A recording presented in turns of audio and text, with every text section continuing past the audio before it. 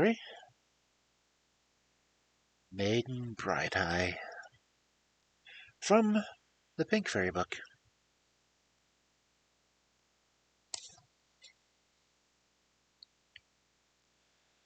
Once upon a time, there was a man and his wife who had 2 children, a boy and a girl. The wife was dead, and the man married again. The new wife had only a daughter, who was both ugly and untidy, whereas the stepdaughter was a beautiful girl, and was known as Maiden Bright-Eye. Her stepmother was very cruel to her on this account. She had always to do the hardest work, and got very little to eat, and no attention paid to her. But to her own daughter she was all so good. She was spared from all of the hardest of the housework, and always had the prettiest clothes to wear. She needed them.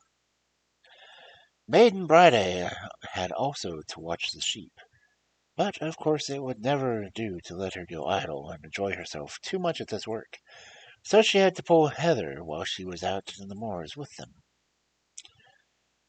Her stepmother gave her pancakes to take with her for her dinner, but she had mixed the flour with ashes and made them just as bad as she could.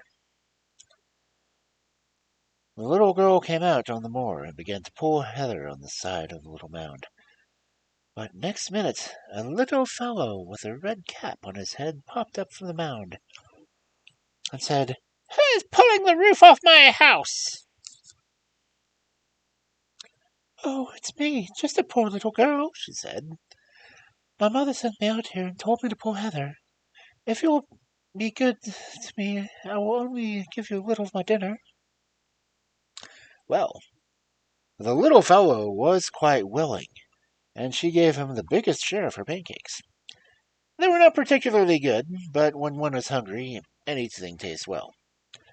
And after he had gotten them all eaten, he said to her, "Now I shall give you 3 wishes, for you are a very nice little girl. But I will choose the wishes for you."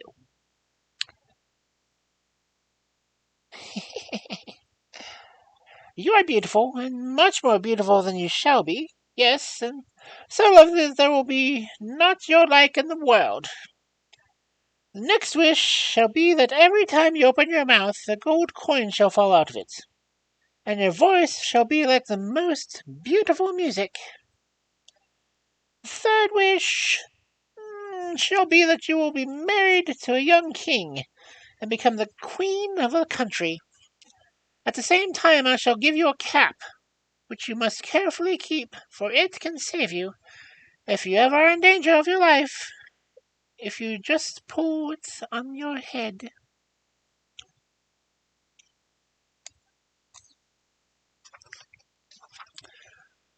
Maiden Bright-Eye thanked the little bergman ever so often, and drove home her sheep in the evening.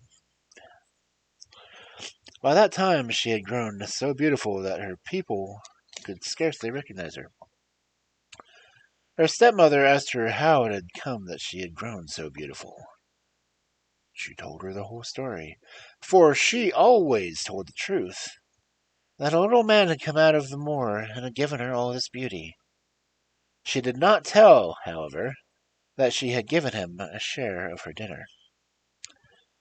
The stepmother thought to herself, "If one can become so beautiful by going out there, my own daughter shall also be sent, for she can well stand being made a little prettier."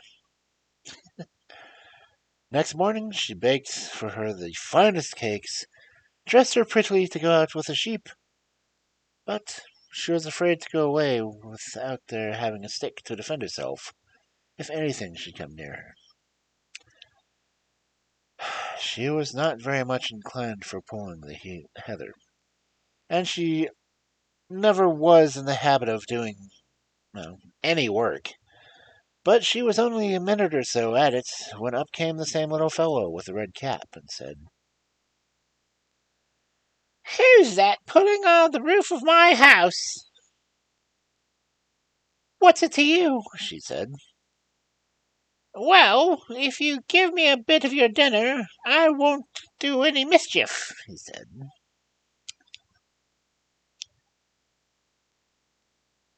"I will give you something else in place of my dinner," said she. "I can easily eat it myself, but if you will have something, you can have a whack of my stick." And with that, she raised it in the air and struck the Bergman over the head with it. "Now, what a wicked little girl you are," said he. "But you shall be none better than this. I shall give you 3 wishes, and choose them for you. First, I shall say, ugly you are, and you will become so ugly that there will not be an uglier one on earth.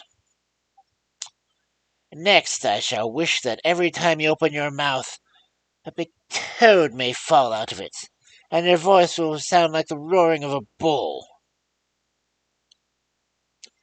In the third place, I shall wish for you a violent death."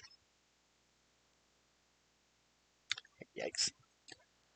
The girl went home in the evening, and when her mother saw that she was as vexed as she could be, and with good reason too, but it was still worse when she saw the toads fall out of her mouth and heard her voice. Now, we really should hear something about the stepson. He had gone out into the world to look about him, and took service in the king's palace. About this time he got permission to go home and see his sister, and when he saw how lovely and beautiful she was, he was so pleased and delighted that when he came back to the king's palace everyone wanted to know what he was always so happy about. He told them that it was because he had such a beautiful sister at home. At last it came to the ears of the king what the brother had said about his sister, and besides that, the report of her beauty spread far and wide, so that the youth was summoned before the king, who asked him if everything was true about what was told about the girl. He said it was quite true, for he had seen her beauty with his own eyes, and had heard with his own ears how sweetly she could sing, and what a lovely voice she had. The king then took a great desire for her, and ordered her brother to go home and bring her back with him, for he trusted no one better to accomplish this errand. He got a ship and everything else that he required, and sailed home for his sister. As soon as the stepsister heard what his errand was, she at once said to herself, "This will never come about if I can do anything to hinder it, but she must be allowed to come to such honor."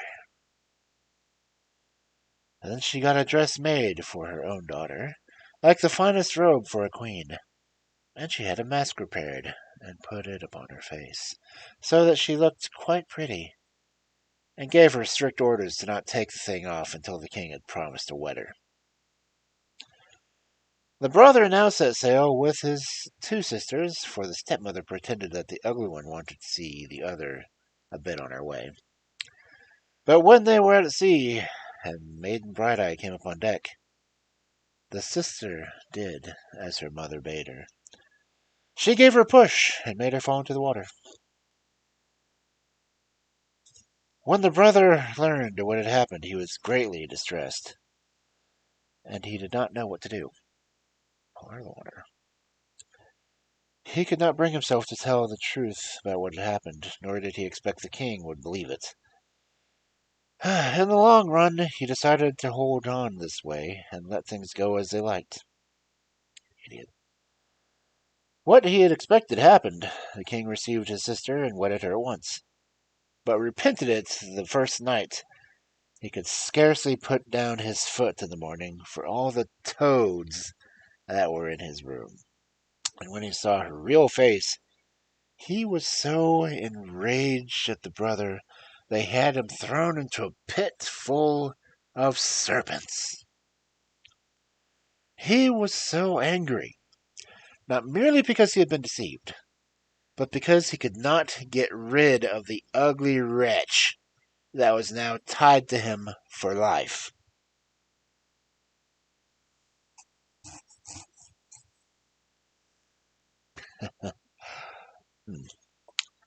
But now, let's see what happened to Maiden Bright. When she fell into the water, she was fortunate enough to get the Bergman's cap put on her head. For now she was in danger for her life, and she was at once transformed into a duck. The duck swam away from the ship and came to the king's palace on the next evening. There it waddled up the drain, and so into the kitchen, where her little dog lay on the hearthstone. It could not bear to stay in the fine chambers along with the ugly sister, understandably, and had taken refuge down there. The duck hopped up till it could talk to the dog.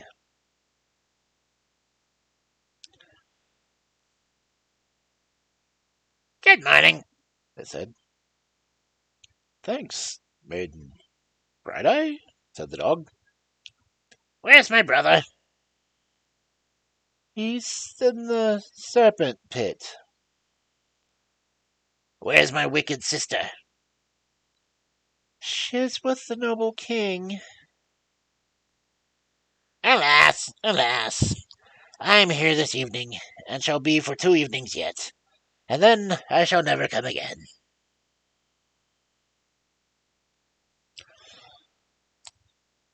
When it had said this, the duck waddled off again. Several of the servant girls heard the conversation and were greatly surprised at it, and thought that it would be worth while to catch the bird next evening and see into the matter a little more closely. They had heard it say that it would come again.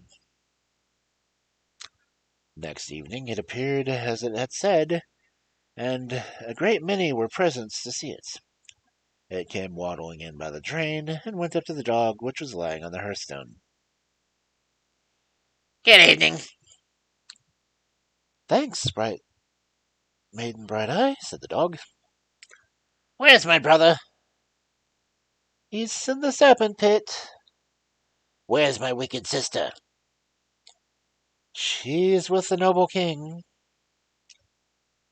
Alas, alas, I am here this evening, and shall be for 1 evening yet, and then I shall never come again.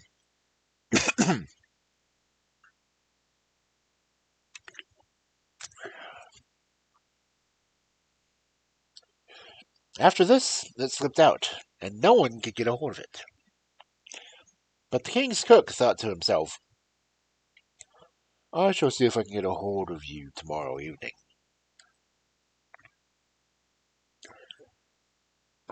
On the third evening, the duck came waddling in by the drain, and up to the dog on the hearthstone. Good evening, it said. Thanks, Maiden Bright-Eye, said the dog. Where's my brother? He is in the serpent pit. Where's my wicked sister? She is with the noble king. Alas, alas, now I shall never come again. With this, it slipped out again. But in the meantime, the cook had posted himself at the outer end of the drain with a net, which he threw over it as it came out. In this way he caught it, and came in to the others with the most beautiful duck they had ever seen, with so many golden feathers on it that everyone marveled. No one, however, knew what was to be done with it, but after what they had heard, they knew that there was something uncommon about the duck, and they took good care of it. At this time, the brother in the serpent pit dreamed that his right sister had come swimming to the king's palace in the shape of a duck, and that she would not regain her own form again until her beak was cut off. He got this dream and told someone, so that the king at last came to hear it, and had him taken out of the pit and brought before him. The king then asked him if he could produce his sister, a beautiful one, which he had formerly described her. The brother said that he could if they would bring him the duck and a knife.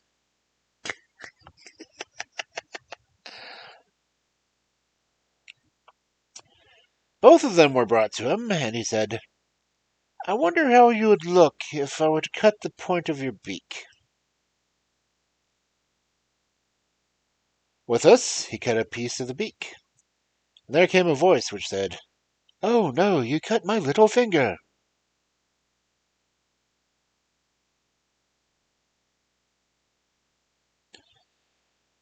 The next moment, Maiden Bright-Eye stood there, as lovely and beautiful as he had seen her when he was home. This was his sister now, he said, and the whole story now came out about how the other had behaved to her. The wicked sister was put into a barrel with spikes round it, and which was dragged off by 6 wild horses. So she came to her end. But the king was delighted with Maiden Bright-Eye, and immediately made her his queen, while her brother became his prime minister.